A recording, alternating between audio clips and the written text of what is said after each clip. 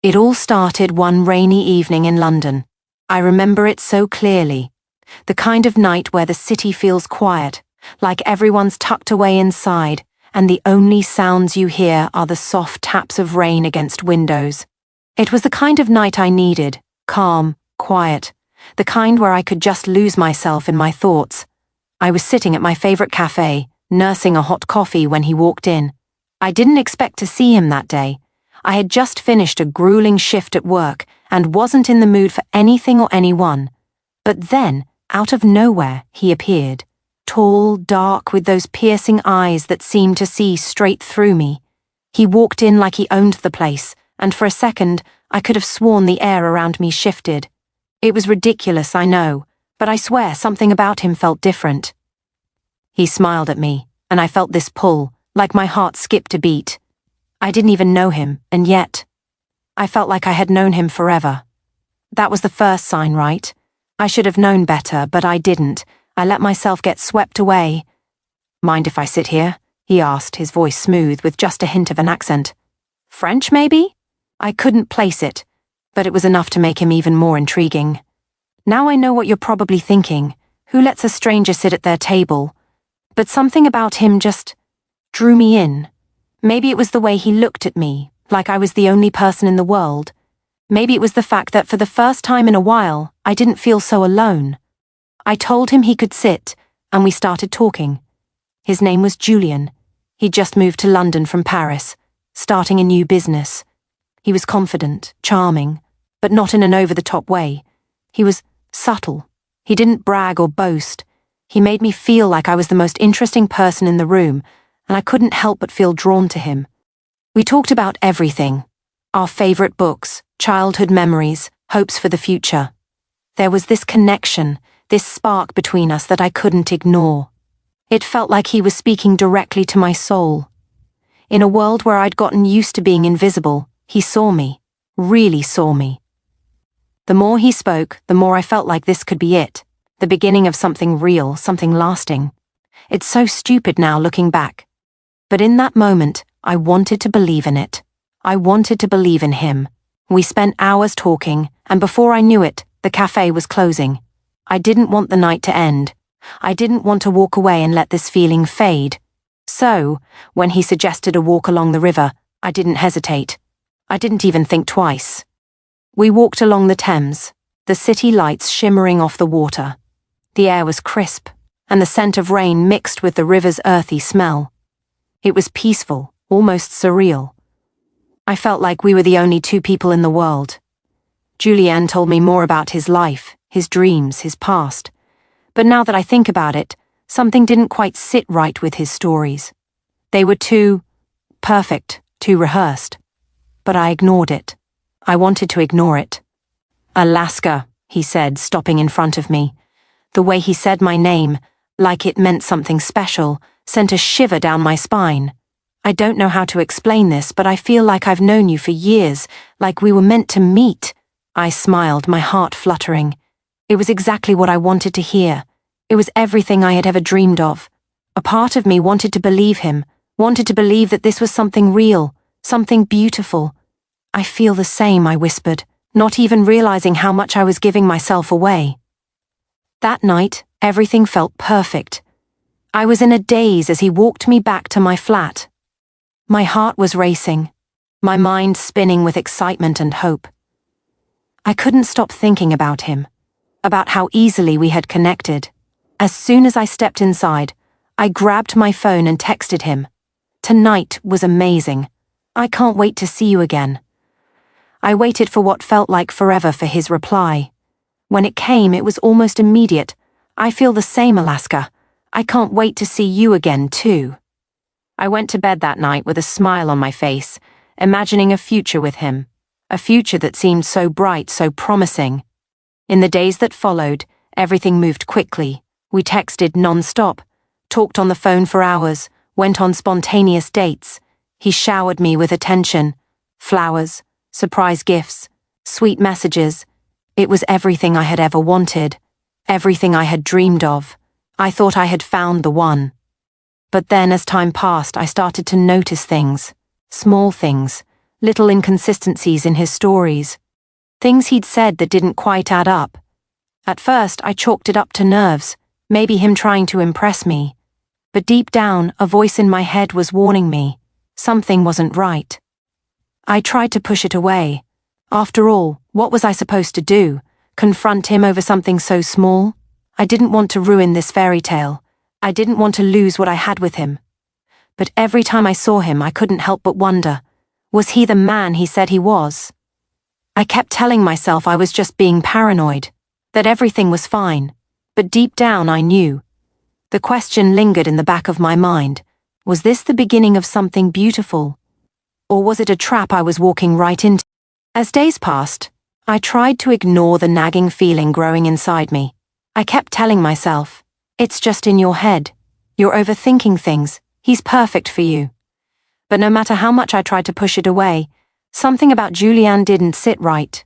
At first I thought it was just the usual nerves. Maybe I was too used to disappointment. Maybe I was just scared of letting myself get hurt again. But there were moments, little things that made me pause. When we talked about his past, his life before Paris, he'd tell me different stories. At first I shrugged it off. Maybe he just wasn't great at remembering details, right? But the more I thought about it, the more I realized I'd never heard him mention family. Not once. When I asked about his parents, or if he had siblings, his answers were vague. Oh, they're fine, he'd say, or I don't talk to them much. His answers never felt grounded in reality. And the oddest part, he never seemed to have any close friends either. Sure, he had acquaintances, people from work, business associates, but whenever I asked about his personal life, he'd change the subject. Or he'd smile that perfect, charming smile of his and say, I prefer to keep my circle small. But I kept convincing myself that I was just being paranoid. I mean, who wouldn't want privacy? I liked my space too. Maybe it wasn't such a big deal. Then came that one night, the night that shattered the illusion. We had been out for dinner at a quiet restaurant, just the two of us.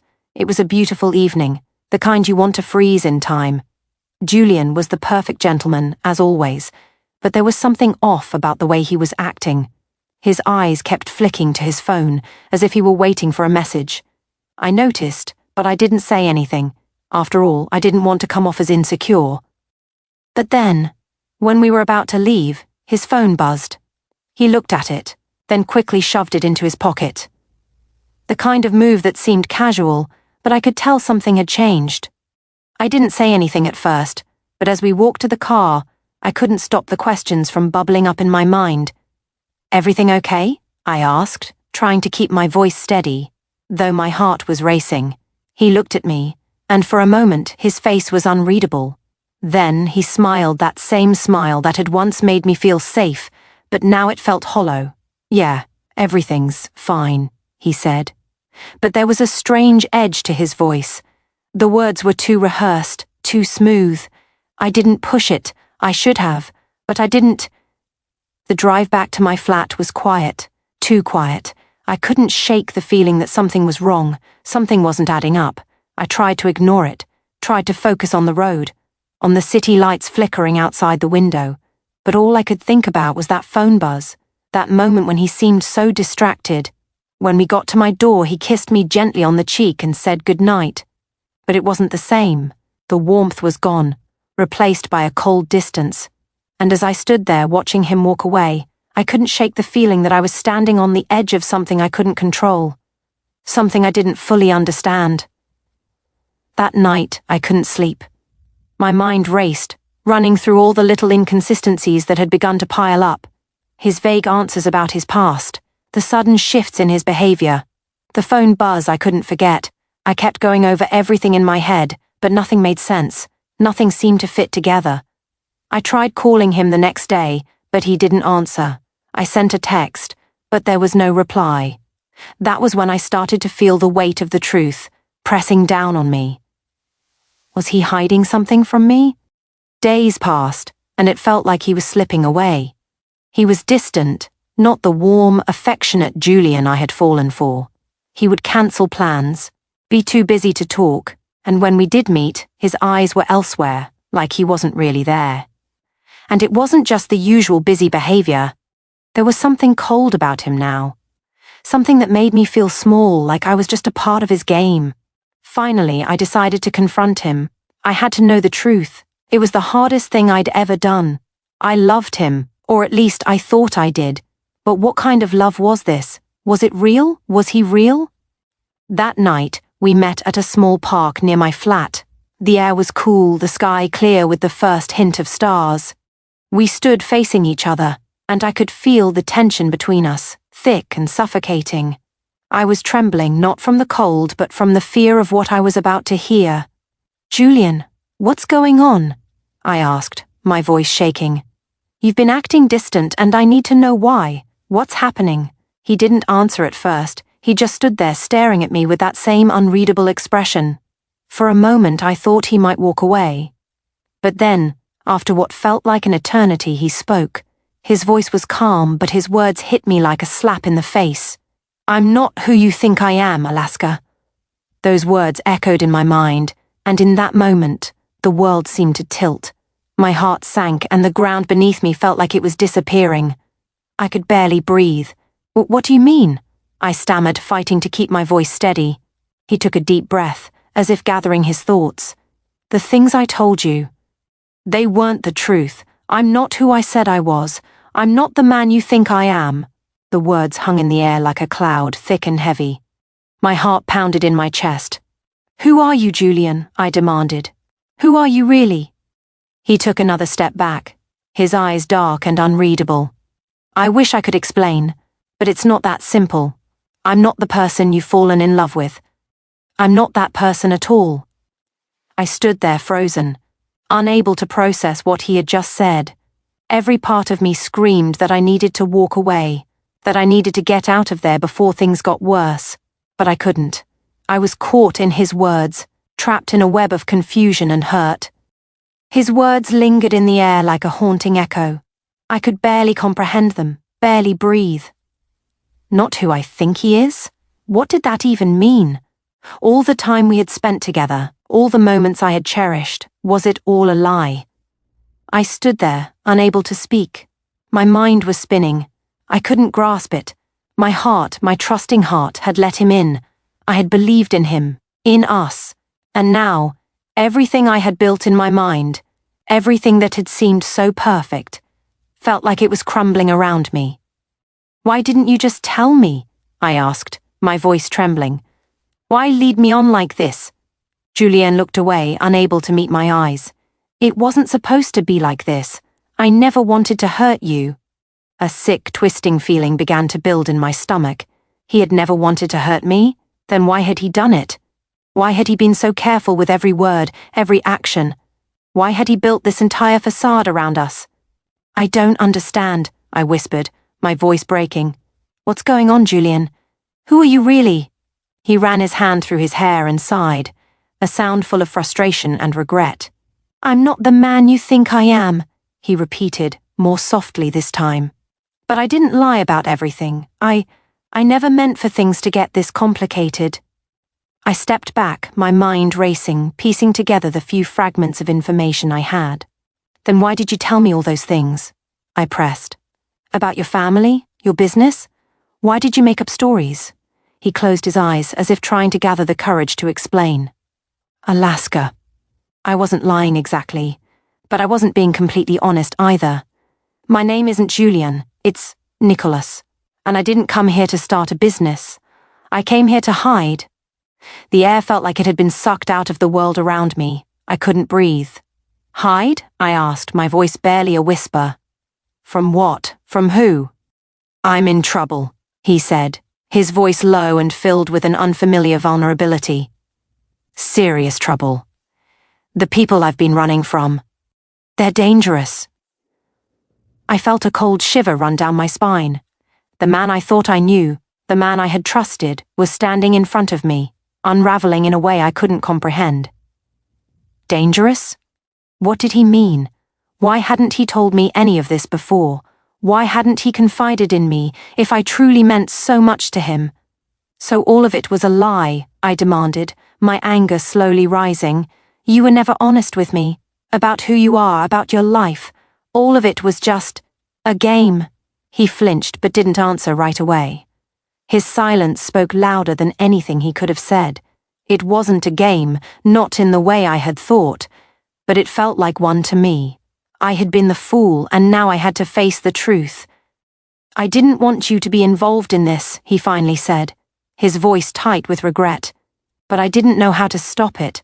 I couldn't walk away from you. You were the only thing that felt real to me." "The only thing that felt real?" I repeated, a bitter laugh escaping my lips. "You lied to me about everything, and you expect me to feel sorry for you." Tears were welling up in my eyes now, but I fought them back. I couldn't cry. Not yet. I couldn't let him see how broken I was, how stupid I felt. "I know I messed up," he said, his voice thick with emotion. "I never wanted you to find out this way. I just didn't know how to tell you, and now it's too late." I shook my head, refusing to let myself believe him. "You don't get to say that. You don't get to just pull away from everything we had and expect me to just understand. I trusted you." A silence stretched between us, suffocating, as I tried to hold it together. I wanted to scream, to lash out, to make him feel the betrayal I was feeling. But what good would that do? He had already shattered everything. "You should have told me the truth," I said through clenched teeth. "You should have trusted me enough to tell me what was really going on. If you really cared about me, you would have been honest." He stepped forward, his hand reaching out as if he were trying to touch me, to comfort me, but I stepped back, shaking my head. "You don't get to do that. Not anymore," I said, my voice cold. "Not after everything." He looked at me, his eyes filled with sorrow, regret, and something else. Desperation. "Alaska, please. I never meant to hurt you, "Don't," I interrupted, cutting him off. "Don't pretend like you didn't know exactly what you were doing." He closed his eyes, looking defeated, as if everything he had built, the lie, the stories, were falling apart in his hands. I could see the weight of his guilt pressing down on him. But it didn't matter. The damage had already been done. "You've already done enough damage," I said, my voice barely a whisper. I couldn't bear to look at him anymore.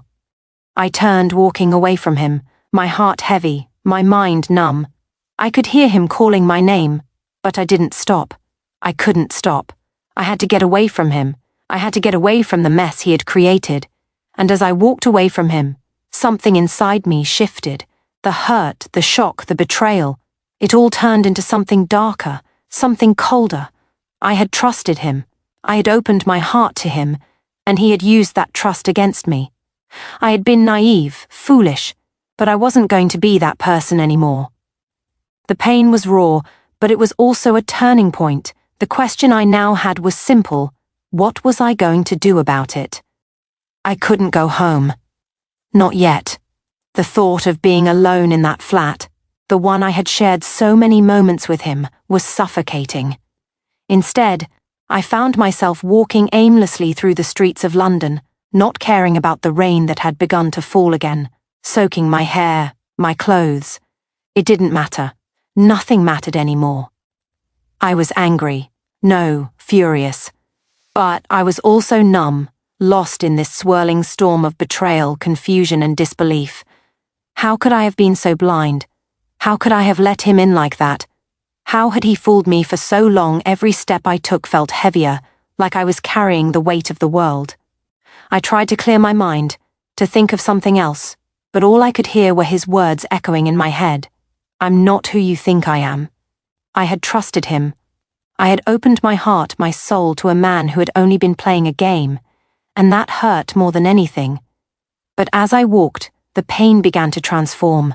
The ache in my chest slowly turned into something sharper, colder. It was a feeling I hadn't expected to experience. It was revenge. What had he done to me? He had lied. He had used me. He had taken everything, my trust, my love, and shattered it into pieces. The anger was rising now, thick in my throat, burning my insides. How dare he? How dare he think he could walk in, pretend to be someone he wasn't, and then leave me with nothing? I could feel the heat of my fury building, but it was different this time. It wasn't the kind of anger where you cry and scream and hope it'll go away. No, this was something deeper, something more dangerous. I wasn't going to just sit back and let him get away with this. I couldn't. He thought I was weak, that I would forgive him, that I would walk away and let him off the hook. But he was wrong, dead wrong. I wasn't going to just be his victim. I wasn't going to let him leave me shattered. No, I was going to make him feel it. I was going to make him understand what it meant to betray someone who had trusted him completely. As the night grew darker, a plan began to form in my mind. I wasn't going to confront him directly, not yet. That wouldn't give me the satisfaction I craved. No, this was going to be different. I would play his game. I would use his own lies against him. I would expose him for who he really was. But I wouldn't do it now, not while my emotions were still raw and uncontrolled. I needed time to think, to plan. I needed to be cold, calculated. And the more I thought about it, the more I realized that this wasn't just about revenge. It was about reclaiming my power, about taking control of a situation that had left me helpless. I had been played, but I wasn't going to let that happen again. The next morning, I woke up with a sense of clarity I hadn't had before. It wasn't about making Julianne or Nicolas suffer just for the sake of it. It was about restoring what he had stolen from me, my dignity, my confidence, my sense of self. I knew I couldn't just expose him right away. If I did, he would have the chance to cover his tracks, to lie his way out of it. No, I needed to be smarter than that. I needed to make sure that every step I took was calculated, that every move I made was precise. I thought about everything he had told me, all those little details, those moments when he had slipped, when his mask had faltered. I would use those moments, those inconsistencies, to my advantage. I would make him reveal himself, slowly, carefully, until he had no choice but to face the truth. But there was something else, something that gnawed at the back of my mind. I wasn't just angry with him, I was angry with myself. How had I let him deceive me so easily? How had I allowed myself to believe that someone like him could be real, could care about me? I was better than that. I had always prided myself on being smart, independent, not easily fooled. But somehow he had broken through all my defenses. He had wormed his way into my heart, and I had let him. I couldn't let that happen again. The first step in my plan was simple. I had to get close to him. I had to make sure he didn't suspect anything, that he thought everything was fine between us. I had to make him think that I was still the same Alaska, the one he had conned so easily. I started texting him again, playing the role of the forgiving girlfriend, the one who wanted to make things work, who wanted to understand. He responded quickly, eager to make amends, eager to get back into my life. I could feel the desperation in his words. He thought he could win me back, that I would forget everything. But I didn't forget. I was playing him now.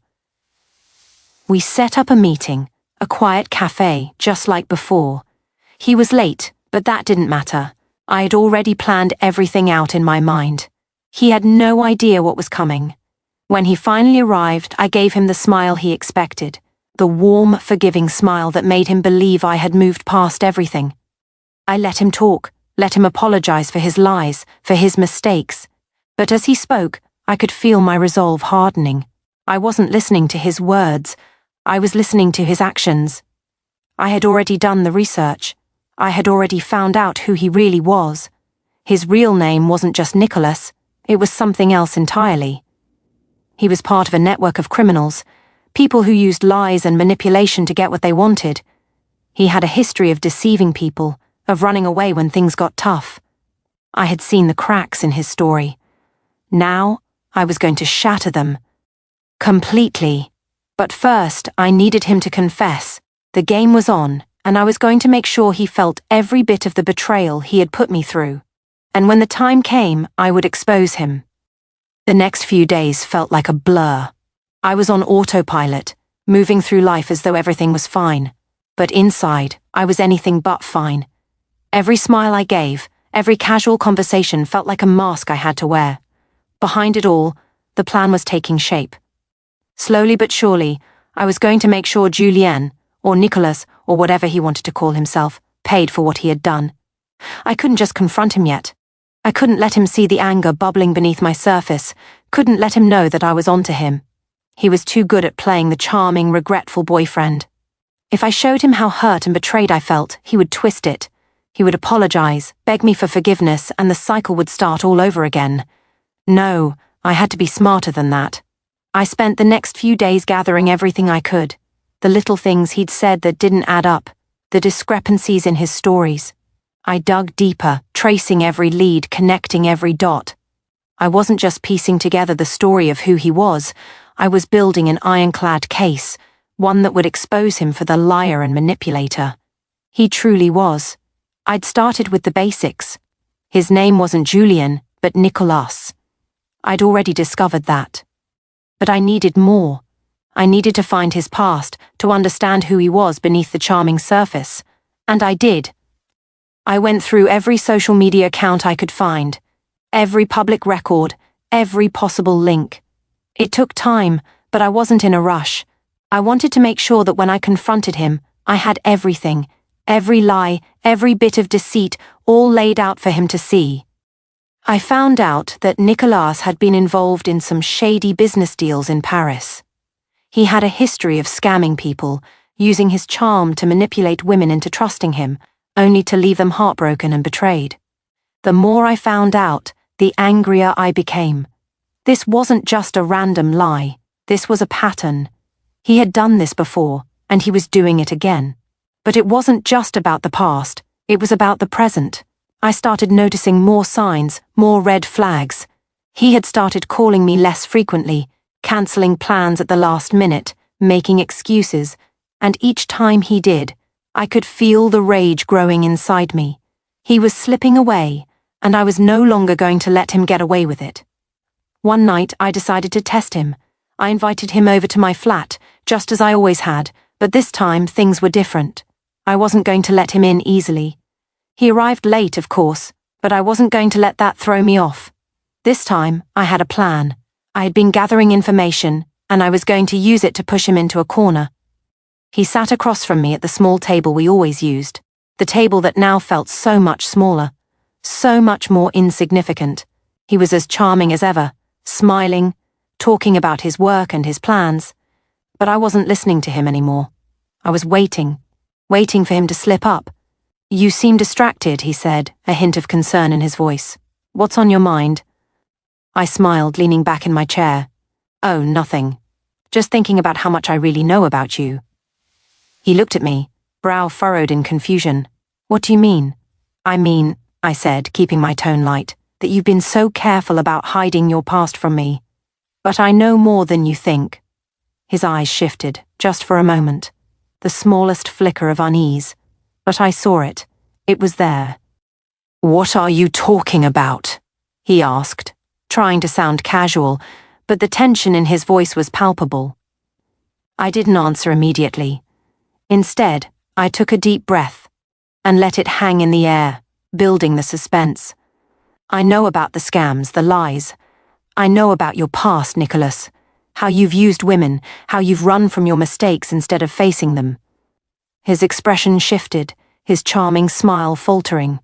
"Alaska," he said, trying to sound comforting, but the words felt forced. "You don't know what you're talking about." I could feel my pulse quicken, the anger that had been simmering beneath the surface now boiling over. "Oh, I do know," I said, my voice low and steady. "I know exactly what you've done, and I'm not going to let you get away with it." He stood up abruptly, his chair scraping against the floor. "You don't understand," he said, his voice rising. "You don't know what kind of danger you're putting yourself in. You have no idea who I'm running from, what I'm involved in." I stood up too, matching his intensity. "I don't care who you're running from. What I care about is that you lied to me. You manipulated me. You played me for a fool." He took a step toward me, his face hardening. "You need to stay out of this, Alaska. You don't want to know what's really going on. I've been trying to protect you." I laughed, a bitter, empty sound. "Protect me? By lying to me? By using me? By making me think I was part of something real when you were just playing a game?" He froze. For a moment there was a crack in his armor, a moment of uncertainty. He opened his mouth to speak, but I cut him off. "You're not getting away with this," I said, my voice clear and firm. You've already taken enough from me, but this is where it ends." I walked past him, my heart pounding, but my resolve stronger than ever. I didn't know exactly how I was going to expose him, how I was going to make him pay, but I was going to find a way. I wasn't going to let him get away with everything he had done to me. The truth was out now, and I wasn't going to back down. After that night, I knew there was no going back. The confrontation had been a wake-up call for me. Julian, or Nicholas, had shown his true colors. He hadn't expected me to know what I knew. He thought he could still manipulate me, still charm me into forgiving him. But I wasn't that woman anymore.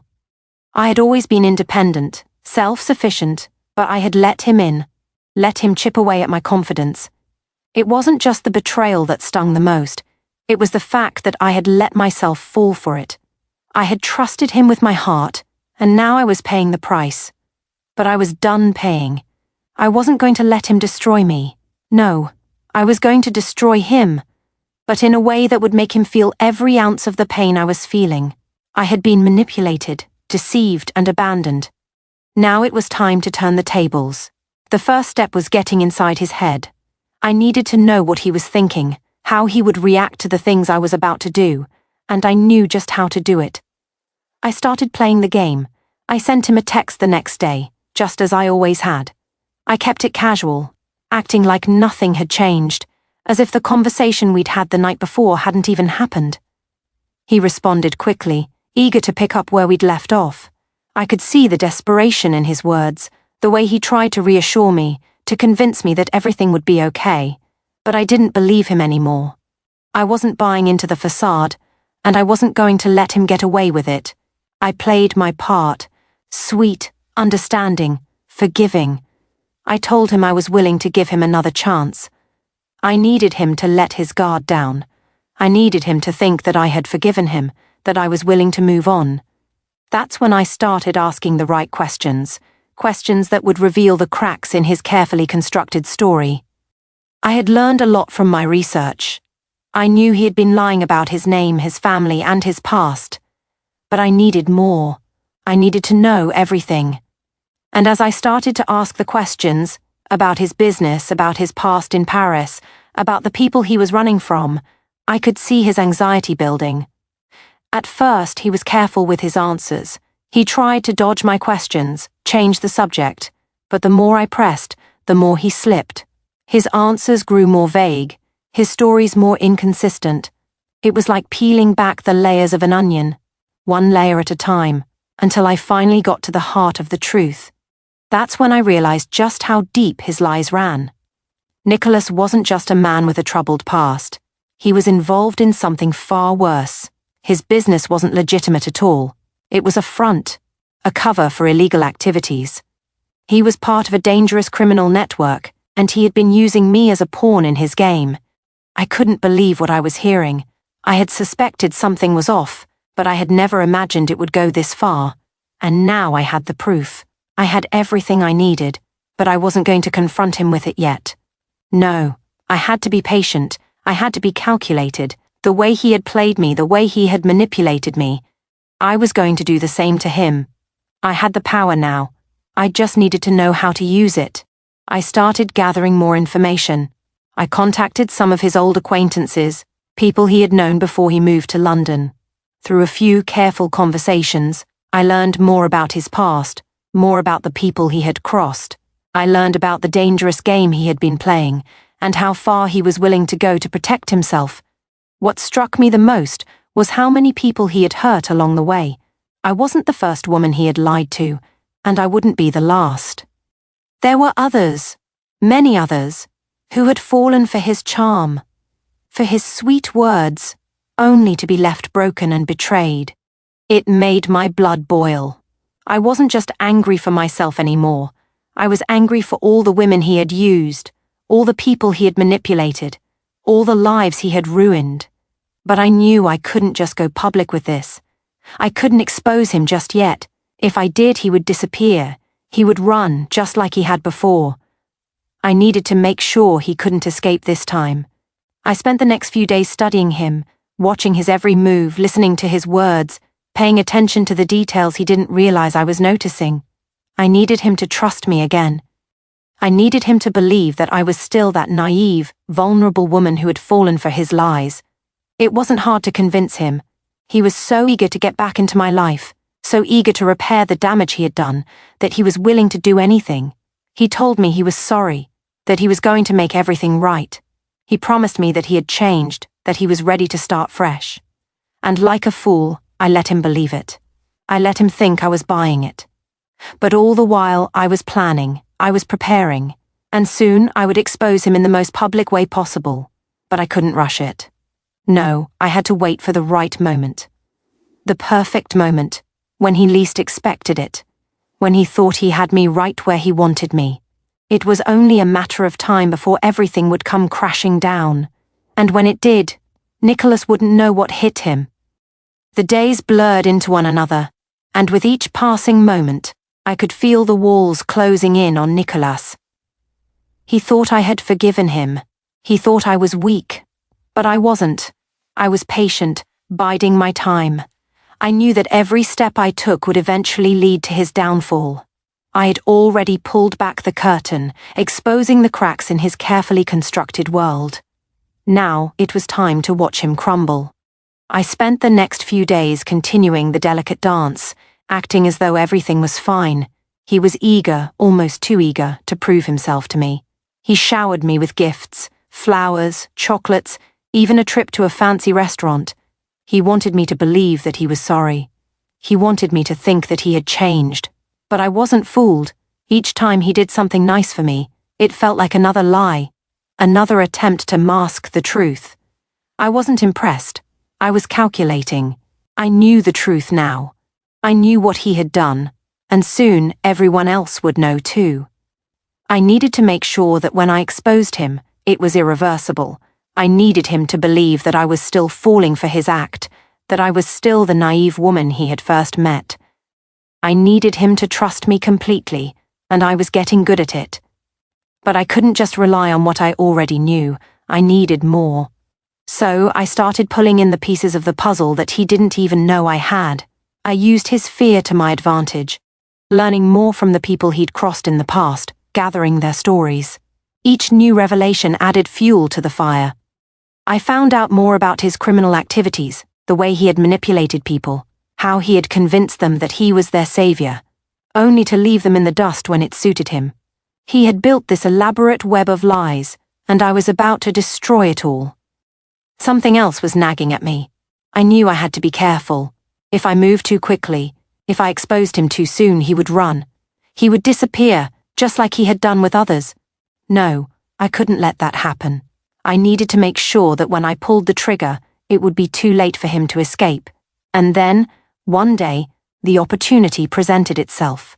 He invited me to meet him at his business, a place I had never seen, a place I had always been too afraid to ask about. He said he wanted to show me something. Something he claimed would prove to me that he was a changed man, that he was ready to move forward, to start fresh. I had to bite my tongue to keep from laughing. He was so transparent, so predictable, but I agreed. "Come with me," he said, a glint of excitement in his eyes. "I want to show you the real me. No more secrets, just trust me." I didn't trust him, not anymore, but I wanted to make sure that I knew everything, every inch of his world. I needed to see where he worked, who he worked with. This was my chance to gather the final pieces I needed for the big reveal. We drove to a warehouse on the outskirts of the city. It was isolated, tucked away behind high fences and barbed wire. The place looked abandoned, as if no one had cared about it for years. But the closer we got, the more I felt something dark stirring inside me. I could see the nervousness in his eyes, the tension in his shoulders. He was trying too hard to act casual, to make it seem like everything was fine. But I saw through it. I saw the cracks in his facade. We entered the building, and I could immediately tell that something wasn't right. The place was dimly lit, filled with the sound of machinery and distant voices. The atmosphere felt heavy, oppressive, as if it was hiding something far more sinister. Nicholas led me through the labyrinth of hallways, past doors marked with strange symbols and words I couldn't understand. I tried to ignore the creeping sense of unease that was growing in my chest. I focused on the task at hand, gather information, make him comfortable, and make sure I had everything I needed. Finally, we reached a small office at the back of the warehouse. Nicholas opened the door and motioned for me to enter. Inside was a desk cluttered with papers, files, and a computer. On the walls there were photographs, old faded images of people I didn't recognize. He sat down behind the desk and looked up at me, his face full of expectation. "This is it, Alaska," he said. "This is where everything comes together. This is where we can finally start fresh." I could hardly contain my disgust, but I forced a smile. "I see. And what exactly is it that you do here?"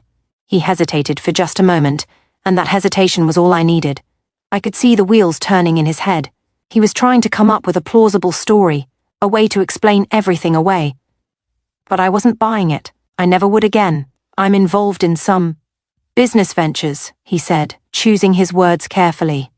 "Nothing dangerous, just investments mostly, trying to build something real, something lasting." But I didn't believe him. I already knew what was really going on here. This wasn't just an investment. This was the heart of his criminal operation. This was where he was hiding the truth from everyone. This was where he had been running his scams, his lies, his manipulations. I stepped closer to the desk, pretending to examine the papers. In reality, I was looking for any shred of evidence, anything that could expose him once and for all. My eyes scanned the files, picking up on the names, the dates, the strange codes written in the margins. Everything pointed to one thing: Nicholas was a criminal, a con artist, and he had been using his charm to hide in plain sight. I found the document I was looking for, an old contract, signed by him and several other names I didn't recognize. It outlined a series of deals that, on the surface, seemed legitimate. But the more I read, the clearer it became. These were illegal transactions. There were accounts in foreign countries, untraceable money moving in and out of offshore accounts. It was all right there, in black and white. This was my moment. I had everything I needed. This was the final piece of the puzzle. But I wasn't going to confront him just yet. No. I would let him dig his own grave. I would let him believe that he was in control. The storm was coming, but I was going to wait for the perfect moment to strike. The days following that visit to the warehouse were some of the most calculated, deliberate moments of my life. I had everything I needed: the documents, the proof, the names, the dates. It was all there, laid out in black and white, and now it was time to use it. But I couldn't just expose him in some careless way. I knew he would deny everything, claim it was all a misunderstanding. I needed to ensure that when I confronted him, there would be no escape, no way for him to slither his way out of the consequences. I had to hit him where it hurt most. The first step was making sure he didn't see it coming. I needed him to be completely off guard, so I acted like everything was fine. I continued to play the part of the forgiving girlfriend, the one who believed in second chances, the one who was willing to move forward. Each day, I allowed him to think that he was winning me back, that he was getting closer to the woman he had once manipulated so easily. But deep inside, I was plotting. I had been in contact with a few trusted friends, people who had suffered because of Nicolas. They were the ones who had been left in the dust, the ones he had used, and who had believed his lies. They were just as angry as I was, and together, we formed a plan. We weren't going to let him get away with it. I started by planting the seeds of doubt. I casually mentioned things I had heard about him, about his past, his business dealings. I made sure to let him know that I wasn't as oblivious as I had once been. I didn't outright accuse him, but I dropped just enough hints to make him nervous. I could see it in his eyes, the uncertainty, the fear. He was starting to realize that I knew the truth, but he didn't know how much I knew. He didn't know that I had everything. The real breakthrough came one evening when he invited me over for dinner. It was a quiet, intimate affair, just the two of us. The soft lighting, the gentle music playing in the background. It felt almost like the calm before a storm. He was acting more charming than ever, trying so hard to convince me that everything was going to be okay. He kept talking about the future, about how we could put the past behind us. I smiled and nodded, playing along, but my mind was elsewhere. I was focused on the moment that would come after dinner, when I would make my move. We finished eating, and he poured us both a glass of wine. He had the same relaxed, confident air about him, as if nothing had changed. as if I hadn't already cracked his entire facade wide open. He leaned back in his chair, the smug look on his face a little too obvious. "So, Alaska," he said, casually swirling his wineglass. "How have you been feeling about us lately? I mean, with everything that's happened, I just want to know where we stand." I could feel my heart pounding in my chest. This was it. This was the moment I had been waiting for. "I've been thinking about that too," I said softly, my voice steady. I kept my eyes locked on his, not breaking my gaze for even a second. "I've been thinking about everything you've told me, about who you are, and I think it's time we had a real conversation." His smile faltered for just a second, but he quickly recovered, trying to cover up the nervousness with another glass of wine. "What do you mean?" he asked, his voice low and calm, but I could hear the undercurrent of tension in it. He knew, deep down, that I wasn't going to let him off the hook. I said, leaning forward just slightly. "I know exactly who you are. Who you really are, Nicholas. And I know exactly what you've been doing." His face went pale, and for the first time since I'd met him, I saw fear in his eyes. It was fleeting, but it was there. He could see the storm coming. "You don't know what you're talking about," he said quickly, but his voice was shaking. "This is all just some mistake. There's nothing to—" "But," I interrupted him.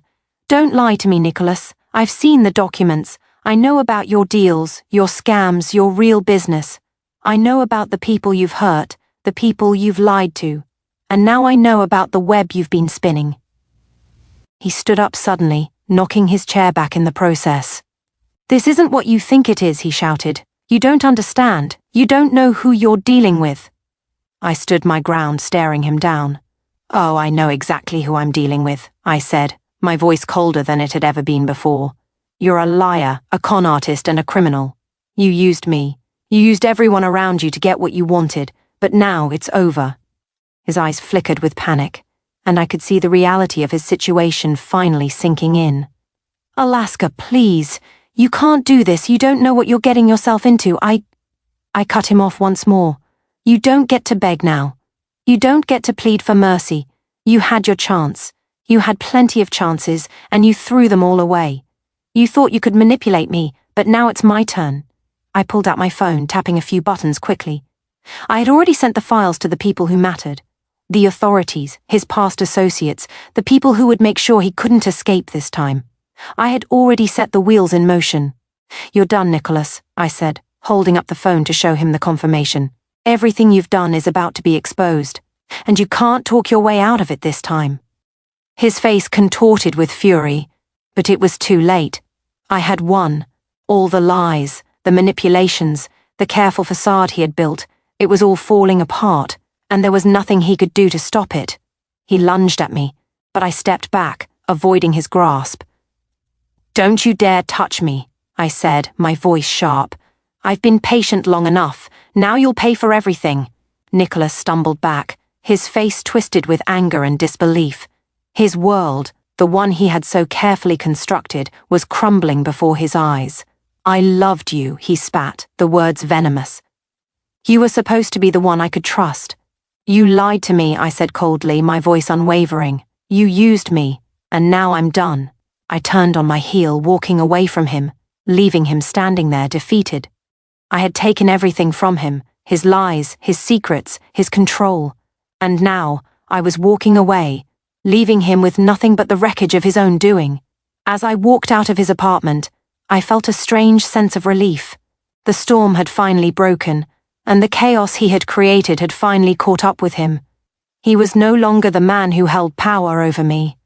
I had reclaimed that power, and with it, my peace of mind. This was my revenge. This was my victory. The days following that confrontation were a blur. It was like watching a storm pass through, leaving destruction in its wake. I had exposed Nicholas for what he truly was, and now there was no turning back. I could feel the weight of what I'd done, but there was no regret. Not now. Not after everything he had put me through. In the weeks that followed, the news about him started to spread. I didn't know how it all unfolded, but I didn't need to. I knew I had done what I needed to do. The police started investigating. His business associates started to distance themselves from him, and those he had wronged began to find their voices. One by one, people who had been silent for so long were now speaking out. As the investigation into his criminal dealings went public, I watched from a distance, a sense of satisfaction building in my chest. It wasn't just about revenge anymore. It was about justice. I had exposed the man who had destroyed so many lives, and now he was facing the consequences of his actions. But despite the small sense of victory I felt, there was a gnawing feeling in the pit of my stomach. This was a win, but it came at a cost. I had walked away from everything I had once believed in: love, trust, security. And now, I was left with the aftermath, the scars of everything I had endured. I hadn't heard from Nicholas since that night. And truth be told, I didn't want to. I didn't need his apologies or his promises anymore. He had shown me who he really was, and there was nothing left to say. I knew the man he had tried to be, the man he had pretended to be for so long, was nothing more than a mask. And now that mask was gone, exposing the hollow, desperate man underneath. I spent a lot of time in the days that followed reflecting on what had happened. I realized something about myself. I had allowed myself to be manipulated for far too long. I had given him my heart, my trust, and he had betrayed both. But I wasn't the same person anymore. I had taken back my power, my dignity, and in doing so, I had become stronger than I had ever been before. But there was a price: the guilt, the anger, the bitterness. It all simmered beneath the surface. I had won, but the emotional toll it had taken on me was heavy. Revenge had given me satisfaction, but it hadn't healed the hurt inside. I had exposed him, but I still felt the sting of betrayal. I still felt like I had lost something, someone that I had thought was real. One evening, as I sat alone in my flat, the weight of everything began to settle in. I had taken down a man who had hurt so many people, but what did that mean for me? What did it mean for the version of myself that had once believed in love, in the idea that someone could be trusted? I didn't have the answers, but I knew this. I was no longer the woman I had been before. I had taken control of my own story. No one else would have that power over me again. A knock at the door startled me out of my thoughts. I wasn't expecting anyone, but when I opened it, I was surprised to find Olivia standing on the other side. She was one of the people I had confided in during the process. A close friend who had been there for me when everything had felt like it was falling apart. She had listened to my pain, my confusion, and had supported me through the darkest parts of my journey. She smiled at me, her eyes soft with understanding. "How are you holding up?" I shrugged, trying to mask the whirlwind of emotions inside. "I don't really know," I said honestly. "It's done. It's over. But I don't know what to do with all this now." She stepped inside and sat down next to me, offering a comforting presence. "I get it," she said gently. "Revenge doesn't fix everything. But what you did, it was necessary. You didn't just take him down. You gave a voice to everyone he hurt. You exposed him, and that's something to be proud of." I nodded, though the words still didn't ease the ache I felt deep inside. I guess I just didn't expect to feel so empty after it all. Olivia reached out and squeezed my hand, her grip firm but kind. "Of course you do. You've been through so much, Alaska. It's not just about what he did to you. It's what he did to your sense of trust, to your view of the world. It's going to take time to heal." I sighed, leaning back against the couch. I thought once I exposed him, once I had my revenge, everything would just fall into place. But it doesn't. It's not that simple. "No, it's not," Olivia agreed. "But it will get easier. You'll get stronger." I sat in silence for a moment, processing everything she had said. She was right. Revenge hadn't been the cure-all I'd hoped it would be, but it had been a necessary part of my journey. I had needed to confront the man who had betrayed me, to reclaim my life, and now that it was done, I could begin to heal, not just from what Nicholas had done, but from the parts of myself I had lost along the way. The truth was, I had been broken, but now I was mending, slowly, piece by piece. "You're right," I said softly, finally allowing myself a small smile. "It will get easier." As Olivia stayed with me that night, we talked about everything. My future, what I wanted from life now that I was free of Nicolas, and the lies. And for the first time in weeks I felt a glimmer of hope. I wasn't sure what came next for me. I wasn't sure where my journey would take me. But I knew one thing for certain: I would never let anyone take control of my life again. The storm had passed, and I was ready to rebuild.